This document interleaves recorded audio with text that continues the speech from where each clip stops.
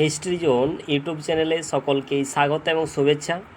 দেখো, তোমাদের ইতিমধ্যেই বাঁকুড়া ইউনিভার্সিটির স্নাতক স্তরের ফর্ম ফিল আপ চলছে এবং খুব সামনেই তোমাদের কিন্তু পরীক্ষা, সম্ভবত জুলাই মাসের থার্ড উইকে কিন্তু পরীক্ষা হবে।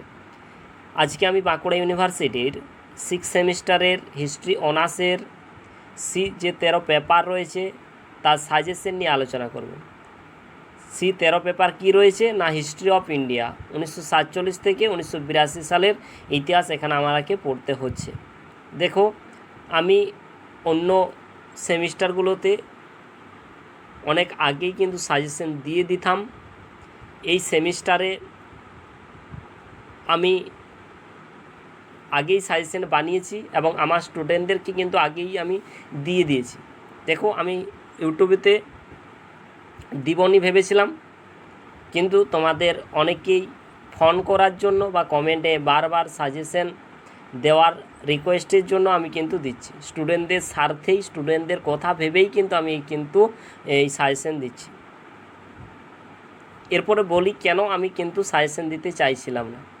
দেখো, আমি প্রত্যেক সেমিস্টারে ইতিহাস অনার্সের সাজেশন কিন্তু অনেক আগেই দিয়ে দিই। সেক্ষেত্রে দেখা যাচ্ছে যে অনেক স্যার যারা টিউশন পড়ায় তারা আমার সাজেশনটা কপি করে কিন্তু স্টুডেন্টরাকে দিচ্ছে এবং তারাই আবার বেছে বলছে যে অজয় স্যারেই আমাদের কপি করে দেয়। তো আমি সেই কথাটায় রাগ হয়েছিল, তাই আমি কিন্তু সাজেশন দিব না ভেবেছিলাম। কিন্তু যেহেতু এখনও দেখছি স্টুডেন্টরা বারবার রিকোয়েস্ট করছে বা ফোন করছে, তাই স্টুডেন্টদের কথা ভেবেই কিন্তু আমি সাজেশনটা আপলোড করছি।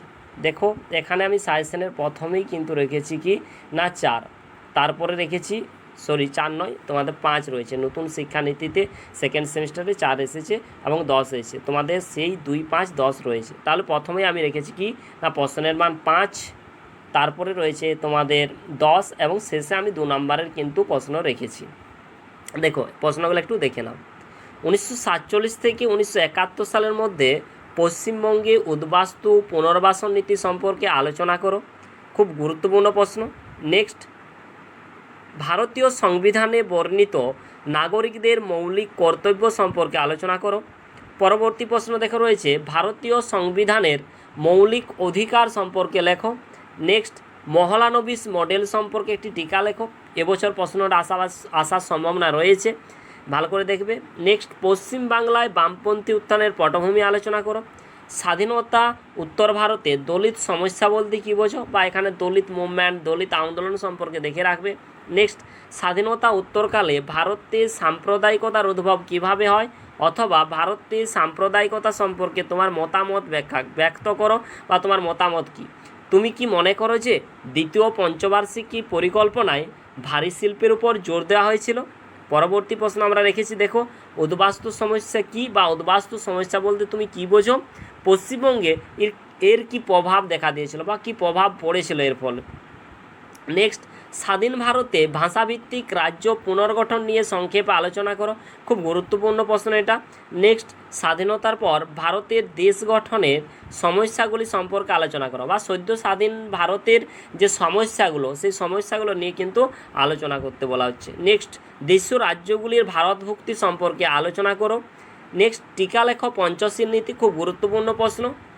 কাশ্মীর সমস্যা সম্পর্কে আলোচনা করো এবং কিভাবে কাশ্মীর ভারতভুক্তি হচ্ছে, এটা আমি দেখো 15 দাগে রেখেছি। কোন পরিস্থিতিতে কাশ্মীর ভারতভুক্তির দলিলে স্বাক্ষর করছে, আর কাশ্মীর সমস্যা সম্পর্কে আলোচনা করো। দুটো প্রশ্নই ভালোভাবে দেখে যাবে, দুটো প্রশ্ন খুব গুরুত্বপূর্ণ। নেক্সট, আমরা কি রেখেছি দেখো, সংরক্ষণ নীতি ও তার বিরুদ্ধে সংগঠিত প্রতিবাদ যে আন্দোলন সে সম্পর্কে কিন্তু আলোচনা করো। নেক্সট, আমরা রেখেছি সামাজিক ন্যায় বিচার আন্দোলন সম্পর্কে আলোচনা করো। এই সামাজিক ন্যায় বিচার যে প্রশ্নটা, এটা কিন্তু খুব গুরুত্বপূর্ণ প্রশ্ন। এটা 5 বা 10এও কিন্তু দিতে পারে, খুব ভালোভাবে করে যাবে। প্রশ্নের মান 10। প্রথম প্রশ্ন কি রয়েছে দেখো, স্বাধীন ভারতে ভাষাভিত্তিক রাজ্য পুনর্গঠন সম্পর্কে একটি প্রবন্ধ লেখো। এটা কিন্তু আসার সম্ভাবনা প্রবল রয়েছে এই প্রশ্নটা। নেক্সট, স্বাধীন ভারতে সংসদীয় গণতন্ত্রের বিবর্তন সম্পর্কে আলোচনা করো। খুব গুরুত্বপূর্ণ প্রশ্ন, এই প্রথম দুটো প্রশ্ন করলেই আমার মনে হয় একটা প্রশ্ন তোমরা কমন পেতে পারো, কিন্তু আমি বলবো সব প্রশ্নগুলোই করে যাবে, রিস্ক না নিতে। নেক্সট হচ্ছে কি না, ভারতীয় প্রধানমন্ত্রী হিসাবে জওহরলাল নেহরুর ভূমিকা মূল্যায়ন করো। নেক্সট, স্বাধীনতা পরবর্তী কয়েক দশকে ভারতের অর্থনীতির উন্নয়নের রূপরেখা কিভাবে পরিবর্তিত হয়েছিল সে সম্পর্কে একটু দেখে যাবে। নেক্সট দেখবে কি না, B.R. আম্বেদকর বর্ণিত সামাজিক ও অর্থনৈতিক সমস্যা সম্পর্কে একটি নিবন্ধ লেখো। নেক্সট দেখবে আচার্য বিনোবা ভাবের উদ্যোগে আয়োজিত ভূদান ও গ্রামদান আন্দোলন সম্পর্কে আলোচনা করো। এবং শেষে দেখে রাখবে স্বাধীনতার পর ভারতে কিভাবে সাম্প্রদায়িকতার উদ্ভব হয়। তাহলে এই প্রশ্নগুলো তোমরা কিন্তু খুব ভালোভাবে 5 এবং 10-এর জন্য করে যাচ্ছ, এবং শেষে আমি কিন্তু কিছু 2 নম্বরের প্রশ্ন রেখেছি, সেগুলোও কিন্তু ভালোভাবে করে যাবে, সাথে 2 নম্বরের জন্য আরও কিন্তু বাড়তি কিছু প্রশ্ন করে যাওয়ার চেষ্টা করবে তোমরা। 2 নম্বর হিসাবে কিন্তু 22টা প্রশ্ন রেখেছি, এগুলো তোমরা কিন্তু ভালোভাবে দেখে যাবে।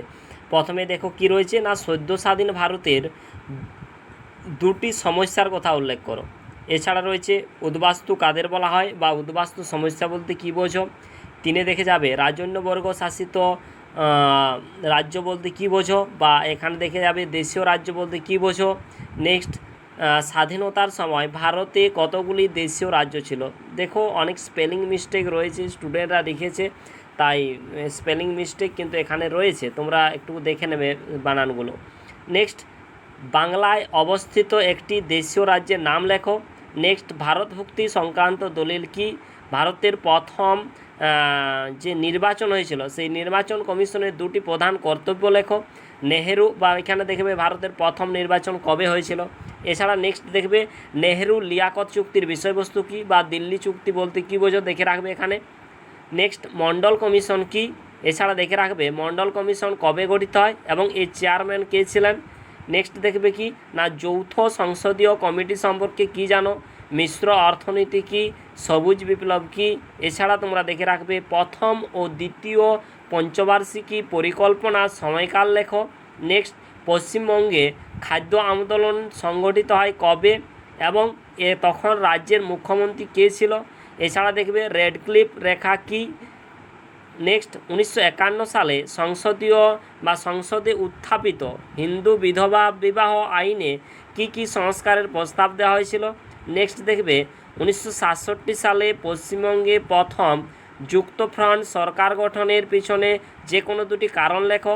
নেক্সট কি দেখবে না, 1971 সালে পশ্চিমবঙ্গে বামফ্রন্ট মন্ত্রিসভার অন্তর্গত প্রধান 2টি রাজনৈতিক দলের নাম লেখো। কবে কি উদ্দেশ্যে লিবারহান কমিশন গঠিত হয়? পঞ্চবার্ষিকী পরিকল্পনা বলতে কী বোঝো? মৌলিক অধিকার কি? সামাজিক ন্যায় বিচার আন্দোলন কি? এই প্রশ্নগুলো দেখে যাবে ভালোভাবে। এছাড়াও তোমরা কিন্তু শর্টের জন্য আরও কিন্তু বাড়তি প্রশ্ন কিন্তু দেখে যাবে, তবে এই 22টা কিন্তু ভালোভাবে করে যাবে।